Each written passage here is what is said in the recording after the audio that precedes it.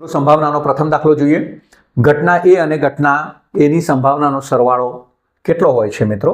તો ઘટના એ અને ઘટના એ બાર, એટલે ઘટના એ બાર એ ઘટના એની પૂરક ઘટના છે અને મિત્રો આપણને ખબર છે કે ઘટના અને તેની પૂરક ઘટનાનો સરવાળો મિત્રો 1 હોય છે।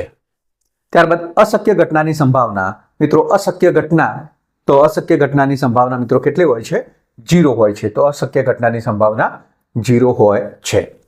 ત્રીજો એક્ઝામ્પલ જોઈએ, P of A બાર બરાબર 0.35 અને P A બરાબર ખાલી જગ્યા। તો મિત્રો આપણને ખ્યાલ છે કે P of A plus P of A બાર એનો સરવાળો મિત્રો 1 થાય છે। અહીંયા P of A બાર 0.35 આપ્યા છે, તો P of A બરાબર વત્તા 0.35 બરાબર 1, તો P of A બરાબર 1 ઓછા 0.35, તો એનો જવાબ આવે છે મિત્રો 0.65। તો P of A બાર બરાબર 0.35, તો P A કેટલો મળશે મિત્રો? 0.65 મળે છે। ત્યારબાદ મિત્રો આગળ જોઈએ આપણે કે તમારા હાથમાં રહેલા પ્રશ્નપત્રમાં 101 ગુણ મેળવવાની સંભાવના ખાલી જગ્યા છે। મિત્રો પ્રશ્નપત્ર 100 માર્ક્સનું હોય છે, તો એમાં 101 માર્ક આવી શકતા નથી, જે અશક્ય ઘટના છે અને અશક્ય ઘટનાની સંભાવના મિત્રો કેટલી હોય છે? 0 હોય છે। તો આનો જવાબ આવે છે 0। 3 પાસા ઉછાળતા પ્રાપ્તાંકોનો સરવાળો 19 આવે તે ઘટનાની સંભાવના ખાલી જગ્યા છે। મિત્રો 3 પાસા ઉછાળતા પ્રાપ્તાંકોનો સરવાળો 19 આવે તે ઘટનાની સંભાવના, મિત્રો 3 પાસા હોય છે, દરેક પાસા ઉપર 1 થી 6 સુધી હોય છે, તો 3 પાસા પર 6 મિત્રો પડે તો 6 તરી 18 તેમનો સરવાળો થાય। મિત્રો અહીંયા સરવાળો 19 આવે, જે શક્ય નથી અને અશક્ય છે, અને એટલા માટે આ ઘટનાની સંભાવના પણ કેટલી છે મિત્રો? 0 છે। સૂર્ય પૂર્વમાં ઉગે તે ઘટનાની સંભાવના શોધવાની છે મિત્રો। તો સૂર્ય હંમેશા પૂર્વમાં ઉગે છે અને પશ્ચિમમાં આથમે છે, તો આ ઘટનાની સંભાવના જે ચોક્કસ ઘટના છે એટલે ચોક્કસ ઘટનાની સંભાવના 1 છે। પરંતુ મિત્રો એના પછીનો દાખલો જોઈએ કે શુક્ર પર સૂર્ય પૂર્વમાં ઉગે તે ઘટનાની સંભાવના। મિત્રો અહીંયા શુક્ર પર વાત કરેલી છે, તો શુક્ર પર પૃથ્વી કરતા ઉલટું પરિભ્રમણ થતું હોય છે, એટલે શુક્ર પર સૂર્ય પૂર્વમાં ઉગે તે એ શક્ય નથી। શુક્ર પર સૂર્ય પશ્ચિમમાં ઉગે છે અને એટલા માટે મિત્રો આ ઘટનાની સંભાવના કેટલી થાય છે? અહીંયા 0 થાય છે, એટલે એની આ ઘટનાની સંભાવના છે 0। મિત્રો પૃથ્વી પર અને શુક્ર પર જે પરિભ્રમણ છે ઉલટું હોય છે, એટલે પૃથ્વી પર સૂર્ય પૂર્વમાં ઉગે છે અને શુક્ર પર સૂર્ય પશ્ચિમમાં ઉગે છે, એ બાબતનું ખાસ ધ્યાન રાખવું। અને પૂર્વમાં આથમે છે, તો અહીંયા પૂર્વમાં ઉગે છે કહેલું છે, એટલે ઘટનાની સંભાવના મિત્રો 0 આવશે। ત્યારબાદ 8મો દાખલો મિત્રો, P of A બરાબર 2/7 હોય તો P A ડેશ બરાબર ખાલી જગ્યા। મિત્રો હમણાં જોઈએ P A plus P of A dash બરાબર 1 થાય છે મિત્રો, તો અહીંયા P of A 2/7 આપેલા છે, તો 2/7 વત્તા P of A બાર બરાબર 1, તો P of A બાર બરાબર 1 ઓછા 2/7, તો 7 × 7 માંથી 2 જાય તો 5/7, તો P A ડેશ કેટલા આવે છે મિત્રો? 5/7 આવે છે। તો અહીંયા જવાબ આવે છે 5/7। ત્યારબાદ 9મો દાખલો છે મિત્રો, 2 સિક્કા ઉછાળતા બંને પર ભિન્ન પરિણામ આવે એ ઘટનાની સંભાવના શોધવાની છે મિત્રો। તો અહીંયા 2 સિક્કા ઉછાળવામાં આવે તો મિત્રો 2 સિક્કા માટે કેટલા પરિણામ મળે છે? 4 પરિણામ મળે છે, અને 4 પરિણામ આ મુજબના હોય છે, HH, HT, TH અને TT। આ 4 પરિણામ મળે છે મિત્રો, એમાંથી ભિન્ન પરિણામ એટલે કે HT અને TH ભિન્ન પરિણામ છે, એટલે કેટલા મળે છે? 2 ભિન્ન પરિણામ મળે છે। કેટલામાંથી? તો મિત્રો 4 માંથી, તો એની સંભાવના આવે છે 1/2। તો 2 સિક્કા ઉછાળતા બંને પર ભિન્ન પરિણામ આવે એની સંભાવના કેટલી મળે છે મિત્રો? 1/2 મળે છે। મિત્રો બહુ સરળ દાખલા છે, પૂરેપૂરા માર્ક્સ આ ચેપ્ટરમાંથી આપણે મેળવી શકીએ છીએ। એક પાસાને ઉછાળતા પ્રાપ્તાંક 6 નો અવયવ આવે તે ઘટનાની સંભાવના શોધવાની છે મિત્રો। તો પ્રાપ્તાંક 6 નો અવયવ, મિત્રો આપણને ખબર છે કે પાસા પર 1 થી 6 સુધી અંક અંકિત થયેલા હોય છે। અહીંયા 6 નો અવયવ, તો મિત્રો 6 નો અવયવ એટલે કે 1, 2, 3 અને 6, તો એવા કેટલા પરિણામો મળે છે? 4 પરિણામો મળે છે। કેટલા પૈકી મળે છે મિત્રો? તો પાસા પર કુલ પરિણામની સંખ્યા 6 હોય છે, તો આનો જવાબ આવે છે 2/3 આવે છે। તો તે ઘટનાની સંભાવના મિત્રો 2/3 મળે છે। હા મિત્રો, 2 પાસા ઉછાળતા પ્રાપ્તાંકોનો સરવાળો 7 આવે તેની સંભાવના ખાલી જગ્યા છે। હવે 2 પાસા ઉછાળવામાં આવે છે અને પ્રાપ્તાંકોનો સરવાળો 7. મિત્રો આપણે અગાઉ કોઠો જોઈ ગયેલા છે અને કોઠા પર પ્રાપ્તાંકોનો સરવાળો અને એના મળતા પરિણામો વિશે આપણે વિગતવાર સમજ્યા છે મિત્રો. તો પ્રાપ્તાંકોનો સરવાળો 7 આવે તો એવા કેટલા પરિણામ મળે છે મિત્રો? 6 પરિણામ મળે છે, જે આપણે જોઈ ચૂક્યા છે. કેટલામાંથી મળે છે મિત્રો? તો બે પાસામાં કુલ પરિણામની સંખ્યા 36 હોય છે, તો 36માંથી 6 પરિણામ મળે છે, એટલે કે 6 ભાગ્યા 36, તો 1/6. તો બે પાસા ઉછાળતા પ્રાપ્તાંકોનો સરવાળો 7 આવે તેની સંભાવના મિત્રો 1/6 થાય છે. તો એનો જવાબ આવે છે 1/6. ત્યારબાદ સારી રીતે ચીપેલા 52 પત્તાના ઢગમાંથી એક પત્તું લેતા તે કાળા રંગનું હોવાની સંભાવના ખાલી જગ્યા છે. મિત્રો 52 પત્તાના ઢગમાંથી એક પત્તું લેતા તે કાળા રંગનું હોવાની સંભાવના. તો મિત્રો કાળા રંગના પાના કયા છે? કાળીનું કયું હોત તો મિત્રો 13 પાના હોત, પણ કાળા રંગના પાના કયા છે? તો કાળીના પણ આવશે અને ફલ્લીના આવશે, એટલે કે 13 દુ 26 પાના આવે છે. કેટલા પૈકી? તો 52 પાના પૈકી. તો 26/52 તો કેટલા આવે છે મિત્રો? 1/2. તો એની સંભાવના કેટલી હોય છે મિત્રો? 1/2 હોય છે. વિદ્યાર્થી મિત્રો 12 દાખલા સુધી જોયા. 13મો દાખલો જોઈએ. સારી રીતે ચેપેલા 52 પત્તાના ઢગમાંથી એક પત્તું લેતા તે ચિત્રવાળું ન હોય તેની સંભાવના. મિત્રો ચિત્રવાળું ન હોય તેની સંભાવના શોધવાની છે મિત્રો. તો અહીંયા 13મો એક્ઝામ્પલ. તો ચિત્રવાળા પાનાની સંખ્યા, ચિત્રવાળા પાનાની સંખ્યા કેટલી થાય છે મિત્રો? 12 થાય છે.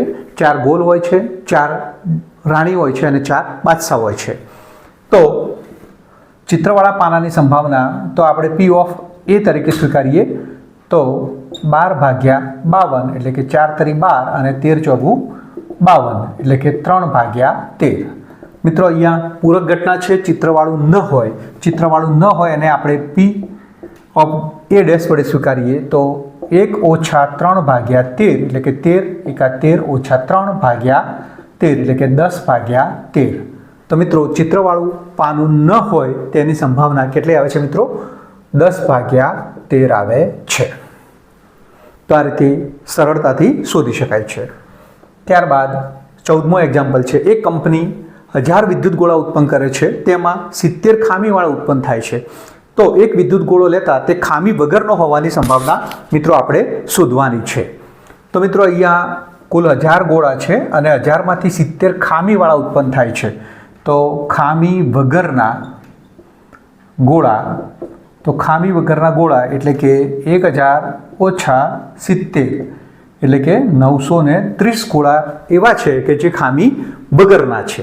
તો એની સંભાવના શોધવાની છે. તો P of A is equal to 930 ભાગ્યા કુલ ગોળાઓની સંખ્યા 1000 છે, એટલે કે 0.930 અથવા 0.93. તો આનો જવાબ આવે છે 0.93. તો વિદ્યુત ગોળો ખામી વગરનો હોવાની સંભાવના 0.93 એટલે આનો જવાબ A આવે છે. ત્યારબાદ 15મો એક્ઝામ્પલ જોઈએ આપણે. 100 ગુણમાંથી વિદ્યાર્થીઓ મેળવેલ ગુણ નીચે મુજબ છે. તો અહીંયા મેળવેલ ગુણ 0 થી 34માં વિદ્યાર્થીઓની સંખ્યા 12 છે. 35 થી 50 વચ્ચે જે ગુણ મેળવ્યા હોય એવા વિદ્યાર્થી સંખ્યા 25 છે. 51 થી 70માં 30 વિદ્યાર્થીઓ છે. 71 થી 90માં 23 વિદ્યાર્થીઓ છે અને 91 થી 100માં 10 વિદ્યાર્થીઓ છે. તો તે વિદ્યાર્થીઓ 71 થી 90 સુધીના ગુણ મેળવ્યા હોય તેની સંભાવના શોધવાની છે મિત્રો. તો 100 વિદ્યાર્થીઓ પૈકી 23 વિદ્યાર્થીઓ એવા છે કે જેમણે 71 થી 90 ગુણ મેળવેલા છે. તો મિત્રો એની સંભાવના P ઓફ A તો 23/100 એટલે કે 0.23 હોય છે. તો એની સંભાવના કેટલી મળે છે મિત્રો? 0.23 મળે છે. ત્યારબાદ 16મો દાખલો મિત્રો જોઈએ આપણે કે લીપ વર્ષમાં 53 રવિવાર આવવાની સંભાવના ખાલી જગ્યા છે. તો લીપ વર્ષમાં દિવસોની સંખ્યા મિત્રો કેટલી હોય છે? 366 હોય છે. એમાંથી 53 રવિવાર આવવાની સંભાવના ખાલી જગ્યા છે. મિત્રો 364/7 એટલે કે 52 રવિવાર થાય છે અને 53માં રવિવાર માટે મિત્રો કેટલા દિવસ બાકી રહે છે? લીપ વર્ષ છે એટલે 366 દિવસ છે, તો 2 દિવસ બાકી રહે છે. તો 366માંથી 364 દિવસમાં 52 રવિવાર આવે છે અને 53મો રવિવાર માટે 2 દિવસ બાકી છે, એટલે કે 2/7 એટલે કે એની સંભાવના કેટલી આવે છે? 2/7 આવે છે. તો આ રીતે મિત્રો સરળતાથી આપણે શોધી શકીએ છીએ. 17મો દાખલો. લીપ વર્ષમાં ફેબ્રુઆરી માસમાં 5 સોમવાર આવવાની સંભાવના. મિત્રો લીપ વર્ષમાં ફેબ્રુઆરી માસમાં લીપ વર્ષ છે એટલે કે 29 દિવસ હોય છે અને 5 સોમવાર આવવાની સંભાવના. તો મિત્રો આને સરળતાથી ગણવો હોય તો મિત્રો 29 દિવસ છે અને આપણે 28 + 1 સ્વરૂપે લખી શકીએ અને એમાં 28 દિવસમાં 4 સોમવાર મિત્રો આવે છે. તો 5મા સોમવાર માટેની સંભાવના કેટલી થાય છે મિત્રો? 1/7 થાય છે. તો આ રીતે સરળતાથી શોધી શકાય. તો લીપ વર્ષમાં ફેબ્રુઆરી માસમાં 5મો સોમવાર આવવાની સંભાવના 1/7 થાય છે. ત્યારબાદ ઇક્વેશન શબ્દમાં આવેલા અક્ષરોમાંથી યાદચ્છિક રીતે એક અક્ષર પસંદ કરતા તે સ્વર હોવાની સંભાવના ખાલી જગ્યા છે. મિત્રો ઇક્વેશન તો આના કુલ અક્ષર 1 2 3 4 5 6 7 અને 8. તો કુલ પરિણામની સંખ્યા મિત્રો 8 છે. હવે એમાં સ્વર આવવાની સંભાવના. સ્વર તો મિત્રો સ્વર 5 છે. A E I O U. તો અહીંયા A છે, E છે, I છે, O છે અને U. તો એના 5 અક્ષરો અંદર આપેલા છે. તો એની સંભાવના મિત્રો કેટલી થાય છે અહીંયા? તો 5/8 થાય છે. કુલ પરિણામની સંખ્યા કુલ અક્ષરો 8 છે એટલે કુલ પરિણામની સંખ્યા 8 થાય છે અને 5 સ્વર છે જેમાં ઇક્વેશનમાં આવેલા છે એટલે કે 5/8 થાય છે. તો એની સંભાવના મળે છે 5/8. ત્યારબાદ મિત્રો 19મો દાખલો. P of A બરાબર અહીંયા 19માં P of A આપેલા છે આપણને x/12 અને P of A' એ આપેલા છે આપણને મિત્રો 2/3 આપેલા છે. તો એના પરથી મિત્રો આપણે x શોધવાનો છે. આપણને ખ્યાલ છે કે P of A + P of A' = 1. તો અહીંયા x/12 + 2/3 બરાબર 1. x/12 મિત્રો આપણે 2/3 ને જમણી બાજુ લઈ જઈશું તો 3 × 3 માંથી 2 જાય છે એટલે કે 1/3. તો x/12 બરાબર 1/3.